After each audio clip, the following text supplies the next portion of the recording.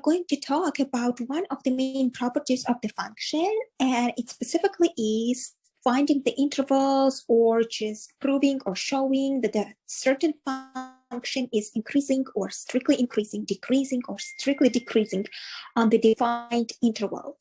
So first, I will introduce to you the set of four definitions for the function that is increasing, strictly increasing, decreasing, or strictly decreasing. And then we will consider examples, and I will show you how to prove that the function is increasing on the given interval or decreasing or strictly increasing or strictly decreasing. So let's begin. First, I would like to give you the definition of the function that is increasing on a given interval AP. So a function f of x is increasing on the interval AB if for any two numbers or two elements or two values, x sub 1, x sub 2, from that given interval. So you see here, you may notice that the interval notation gives you the open interval. So actually the endpoints A and B are not included here. So we actually investigate the property of the function which is increasing or decreasing to be on the open interval. So again, the function f of x is increasing on the interval AP if for any is very important, any two values x sub 1, x sub 2 from that interval such that x sub 1 is strictly less than x sub 2, so that first value is less than that second value. We have that the value of the function f at x sub 1 is less or equal the value of the function f at x sub 2. So that definition is exactly the definition of the function f that is increasing on the given interval.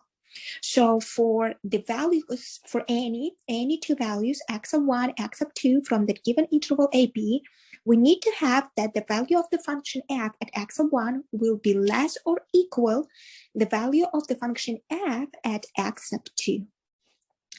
Similarly, we can give the definition of the function f that is decreasing on the given interval.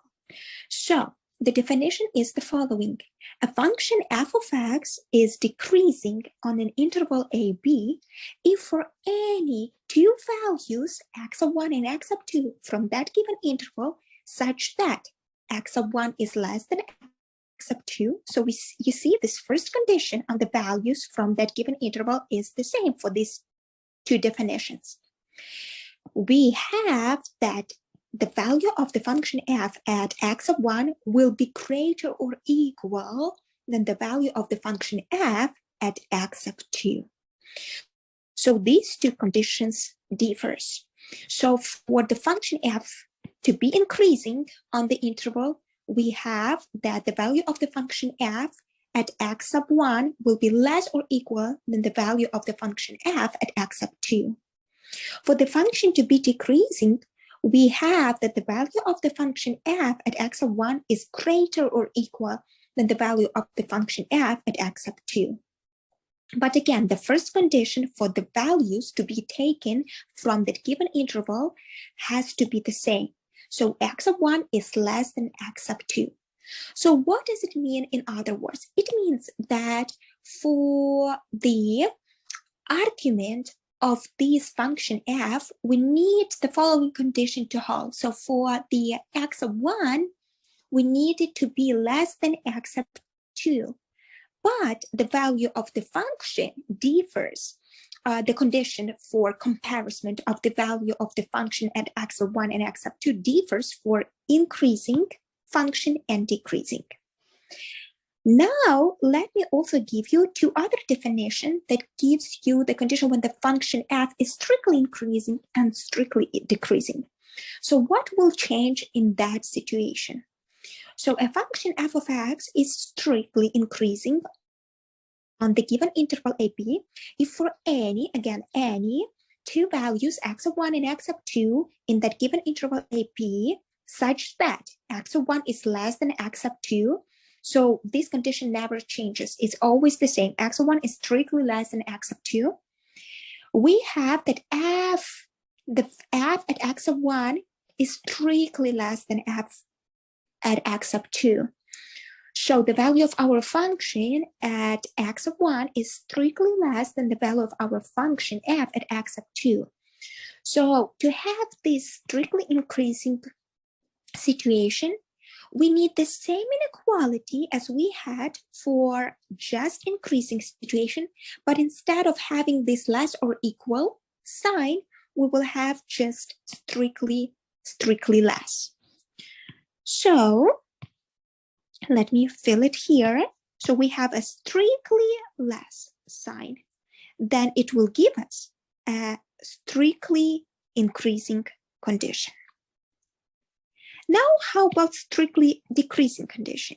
So a function f of x is strictly decreasing on a given interval ab if for any two values x of 1 and x of 2 from that given interval ab, such that the value x of 1 is less than x of 2, we have that the value of the function f at x of 1 will be strictly greater than the value of our function f at x of 2.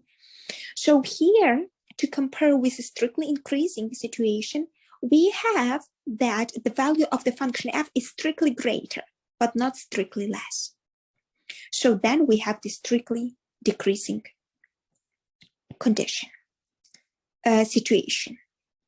Okay, so these are, dear students, these are four main definitions that you need to know for the function to be increasing, decreasing, strictly increasing, or strictly decreasing.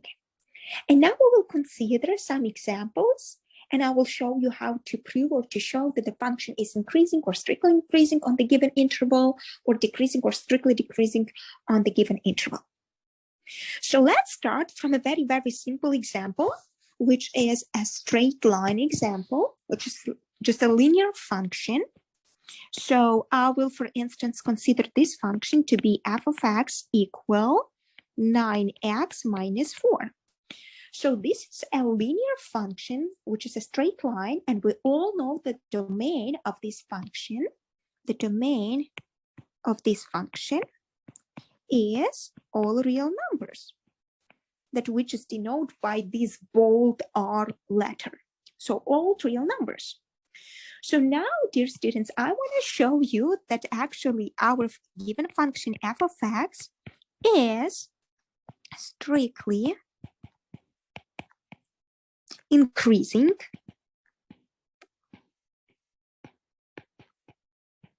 on R, which means that this function is strictly increasing on the whole real line axis. So for all real numbers. So how to do that? First of all, dear students, we'll just directly apply the definition of the function f to be strictly increasing. So what the definition tells us? The definition tells us the following, that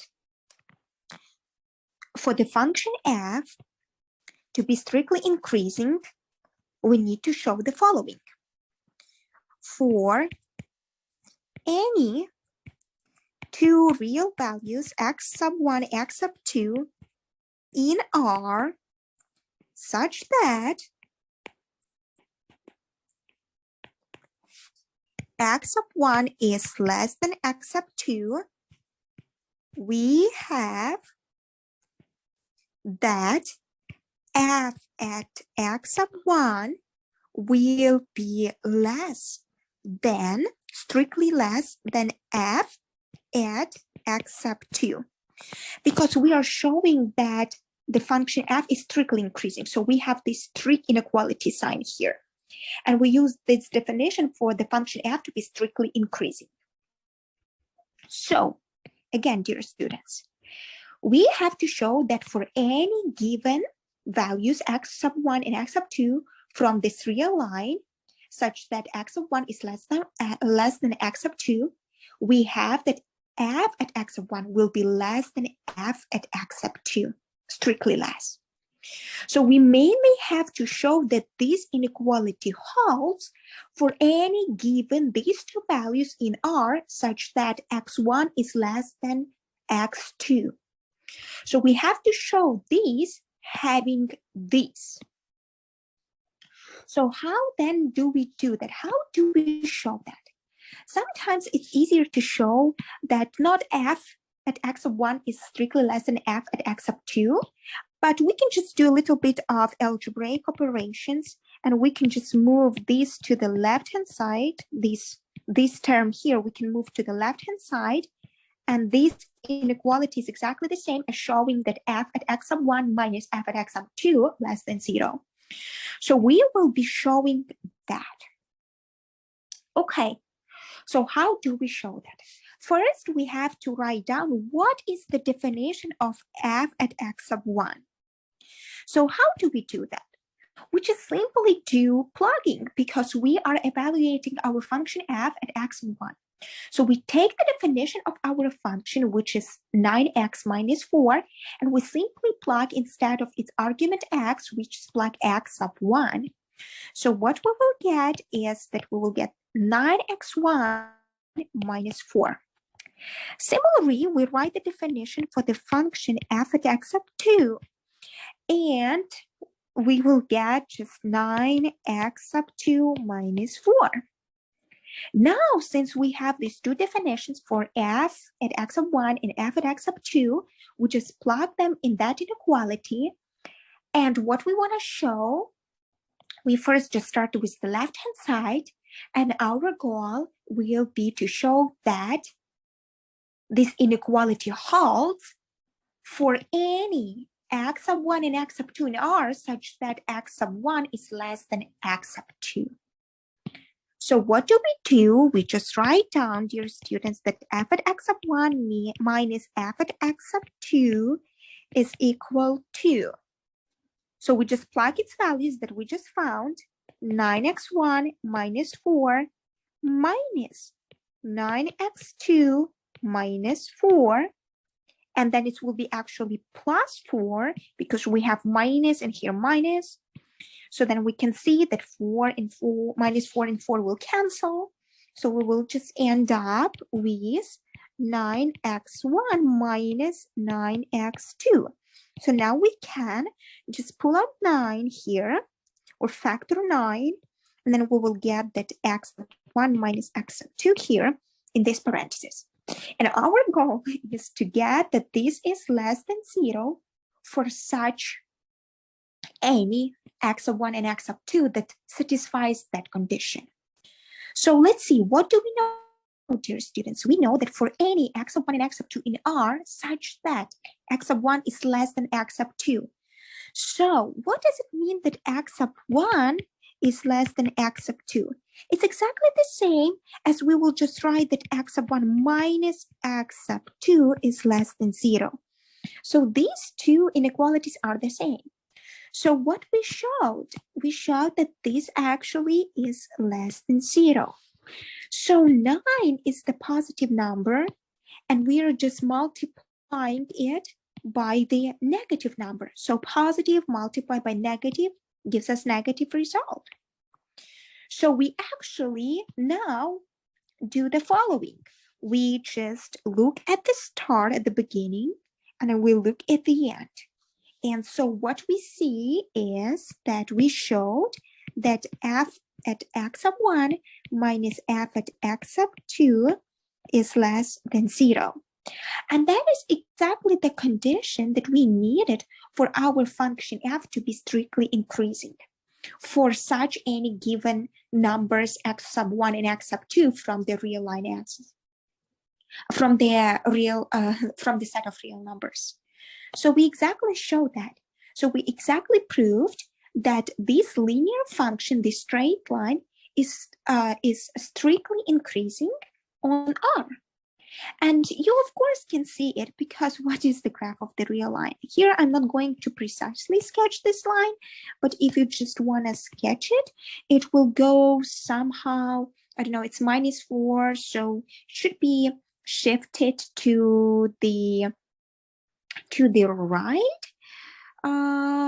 Let's see, if x is equal 4 nines, it will be 0 for y. So it's somewhere 4 nines, which is less than 1. So I don't know, we'll have this straight line right here. So, and as you may see now, yes, it's strictly increasing. on R. But we show that by using a definition. Good. Now, dear students, let's consider another example. Now I want to go from the linear function to quadratic function. So let's consider the following function, which is f of x equal x squared. And as you all know, it's just a parabola, quadratic function. So we will show that f of x is strictly increasing on 0, positive infinity.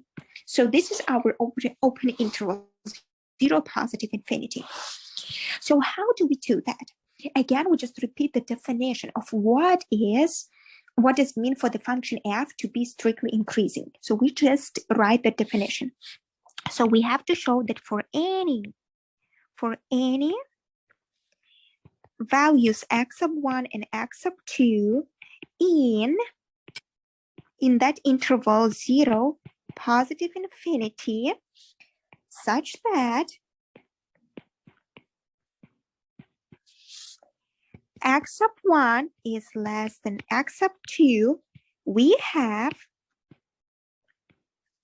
that f at x sub 1 is strictly less than f at x sub 2. So this is what we want to show. Or in other words, as I told you, we have to show that f at x sub 1 minus f at x sub 2 is less than 0. Okay. So again, we'll just do the same as we did before. First, we want to just write down what does it mean if we evaluate f at x sub 1. We just take the definition of our function and we just plug x sub 1 instead of x. So it will be just x1 squared, and f at x sub 2, it will be just x2 squared. So now we have to write down this difference, f at x sub 1 minus f at x sub 2, which is exactly as x1 squared minus x2 squared. And now, dear students, how can we show that this difference is less than 0 based on the condition that we have for these two values, x sub 1 and x sub 2, in that semi-axis?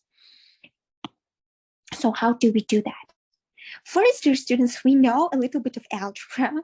So we know that this is exactly the difference of two squared numbers. So we can apply just the formula and rewrite it in the way that it's exactly the same as x1 minus x2 multiplied by x1 plus x2.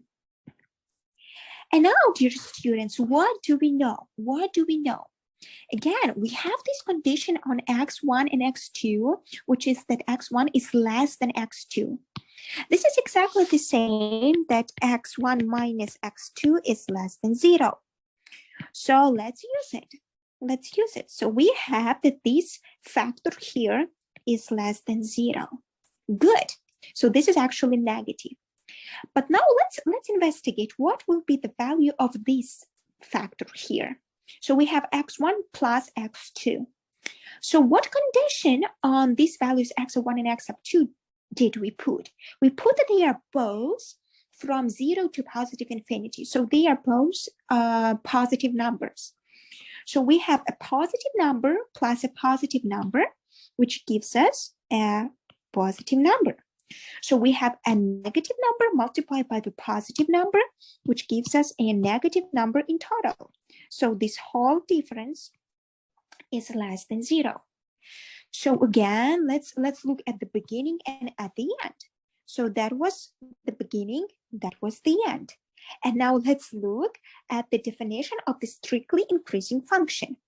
So the function f is strictly increasing if that will hold, or alternatively, that will hold.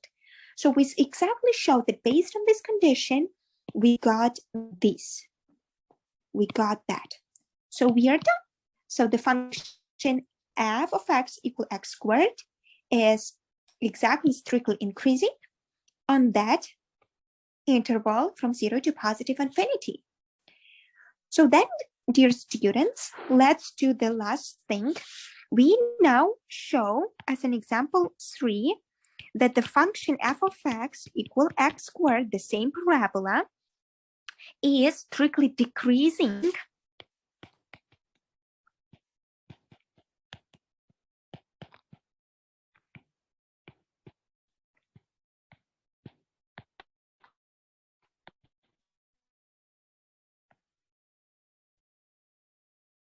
on minus infinity 0. So we will show that this function is strictly decreasing on minus infinity 0. So for all negative numbers, this parabola will be strictly decreasing function. Let's show that.